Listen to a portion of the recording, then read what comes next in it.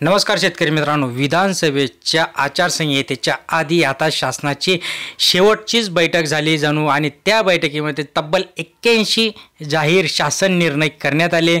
या शासन निर्णयामधनं आपल्या शेतकऱ्यांसाठी याच्यातनं काय निर्णय आहे, शेतकऱ्यांना याच्यात जर बघायला गेलं तर शेतकऱ्यांना जो काही पीक कर्ज मिळतं त्या पीक कर्जासाठी शासनाकडून परतावा देण्यात येतो बँकांना, तो देखील देण्यात आलेला आहे। सो ओव्हरऑल म्हणजे जर महत्त्वाचं 2 ते 3च पॉईंट आपण डिस्कस करणार आहेत, कारण की एवढे 81 जे GR आले ते शासनाने तर काढलेत, ते पूर्णत्वास येतील तेव्हा येतील, बट आपल्या शेतकऱ्यांसाठी जे काही निर्णय घेण्यात आले ते आपण या व्हिडिओच्या माध्यमातून जाणण्याचा प्रयत्न करणार आहोत। त्यामुळे शेवटपर्यंत बघा, कुठे स्किप करत नका जा। अत्यंत महत्त्वाची आणि महत्त्वपूर्ण माहिती आपल्या व्हिडिओच्या माध्यमातून तुम्हाला देण्याचा नक्कीच आपला प्रयत्न असतो। त्यामुळे चॅनलला अजून सबस्क्राईब केलं नसेल सबस्क्राईब करा, व्हिडिओला लाईक करायला विसरत नका जा, जास्तीत जास्त शेअर करा। 0% व्याज दराने पीक कर्ज उपलब्ध करून देणाऱ्या राज्यातील जवळपास 17 जिल्हा बँकांना राज्य सरकारने 200 कोटी रुपयांचा परतावा दिला आहे। राज्य सरकारने या बँकांना 2.5% दराने परतावा देत आहे। हा परतावा 2018, 19, 19-20, 20-21 या 3 वर्षाच्या काळातील 21-22 व 22-23 या वर्षातील 2 आर्थिक वर्षातील सुमारे 543 कोटी रुपयांचा परताव्याचा प्रस्ताव सहकार विभागाकडे आला असून राज्य सरकार त्या निर्णय घेईल आणि सहकार विभागाकडून तो सांगण्यात येणार आहे। याच्यातनं शेतकऱ्यांना पुढच्या वेळेस पीक कर्ज जास्त मिळणार आहे। त्यामुळे आता राज्यातील शेतकऱ्यांना 0% दराने पीक कर्ज बँकांमार्फत उपलब्ध करून देण्याचे राज्य सरकारचे धोरण याच्यातनं संपूर्णात येणार आहे। या धोरणातून शेतकऱ्यांना 3 लाख रुपयांपर्यंतचे पीक कर्ज बँकांकडून बिनव्याजी स्वरूपात उपलब्ध करून देण्यात येणार आहे। 3 लाखांपर्यंत आपल्याला 0% दराने हे पीक कर्ज मिळणार आहे। या योजनेमध्ये राज्य सरकार जिल्हा मध्यवर्ती सहकारी बँकांना 2.5% दराने व्याज परतावा देत असते। त्यानुसार जिल्हा बँकांना 18, 19, 19-20 आणि 20-21 या 3 वर्षाच्या काळातील 200 कोटी रुपयांच्या परताव्याला राज्य सरकारने आज मान्यता दिली आणि ते लवकरच त्यांच्या अकाउंटमध्ये देखील ट्रान्सफर होईल। त्यानुसार हा परतावा राज्यातील 17 जिल्हा बँकांच्या खात्यावर जमा करण्यात आला आहे। राज्याच्या धोरणानुसार शेतकऱ्यांना 3 लाखांपर्यंत पीक कर्ज हे बिनव्याजी स्वरूपात आता मिळण्याची सुविधा उपलब्ध करून देण्यात येणार आहे। म्हणजे 3 लाखांपर्यंत एकही रुपया आपल्याला लागणार नाही। जिल्हा न्याय जर आपण बघायला गेलं तर ही खूप कोटींमध्ये संख्या आहे। ठाणे पालघरसाठी 1.56 कोटी, रायगडसाठी 89.89 कोटी, नाशिकसाठी 3.25 कोटी, नगरसाठी 26.23 कोटी, जळगावसाठी 10 कोटी, पुण्यासाठी 37 कोटी, कोल्हापूरसाठी 9 कोटी, सांगलीसाठी 16 कोटी, साताऱ्यासाठी 20 कोटी, तर छत्रपती संभाजीनगरसाठी 19 कोटी, लातूर जिल्ह्यासाठी 23 कोटी, अकोला वाशिमसाठी 13 कोटी, यवतमाळसाठी 8 कोटी, नागपूरसाठी 60 कोटी, भंडारासाठी 2.54 कोटी, चंद्रपूरसाठी 10.19 कोटी, गडचिरोलीसाठी 1.95 कोटी। तर राज्य सरकारने या ज्या 17 बँकांसाठी 200 कोटींचा परतावा आता हा दिलेला आहे आणि तो पुढच्या 3 वर्षासाठी आता शेतकऱ्यांना लवकरात लवकर हे पीक कर्ज उपलब्ध करून देण्यात येणार आहे, असं आता सरकारकडून सांगण्यात येते। दुसरा पॉईंट म्हणजे जे काही आपले सहकार चालवतात त्यांनाही आता मानधन देण्यात येणार आहे।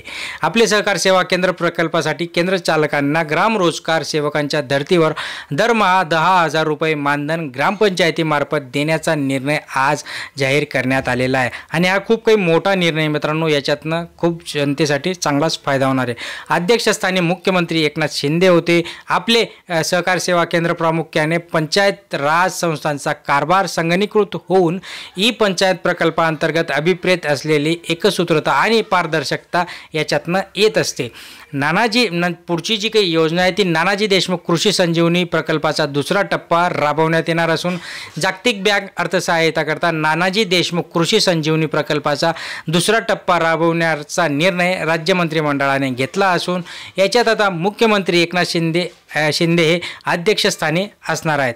या प्रकल्पामध्ये सद्यस्थिती जर विचार केला तर समाविष्ट असलेल्या छत्रपती संभाजीनगर, बीड, जालना, परभणी, धाराशिव, लातूर, नांदेड, हिंगोली, अमरावती, अकोला, वाशिम, यवतमाळ, बुलढाणा, वर्धा, जळगाव व नाशिक या 16 जिल्ह्यांसह विदर्भातील उर्वरित नागपूर, भंडारा, गोंदिया, चंद्रपूर, गडचिरोली अशा एकूण 21 जिल्ह्यांमध्ये अंदाजित 6,000 कोटी रुपयांची नानाजी देशमुख कृषी संजीवनी प्रकल्पाचा 2रा टप्पा राबवण्यात येणार आहे आणि याच्यातनं शेतकऱ्यांना चांगलाच फायदा होणार आहे।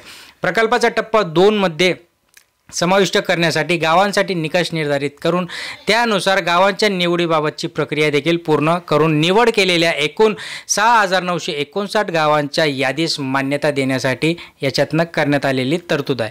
नानाजी देशमुख कृषी संजीवनी प्रकल्पाचा टप्पा 2 साठी मुख्य सचिवांच्या अध्यक्षतेखाली सुकाणू समितीची स्थापना देखील करण्यात आली आहे।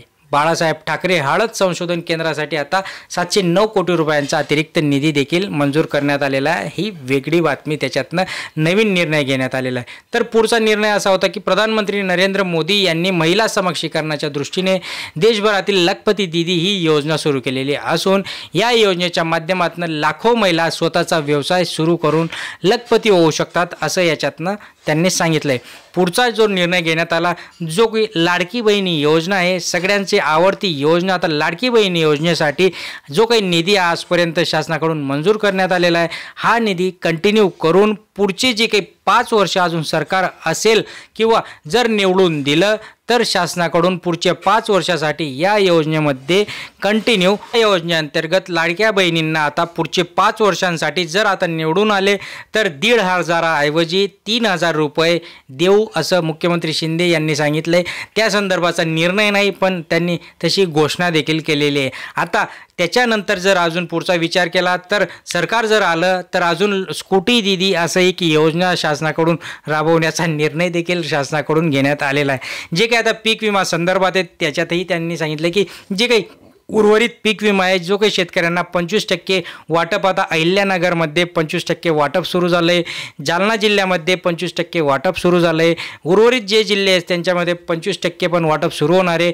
जे 6 जिल्हे आहेत त्यांच्यामध्ये 1927 कोटी रुपयांचा जो निधी शासनाकडून मंजूर करण्यात आला होता त्याचंही वाटप आता सुरू होणार आहे।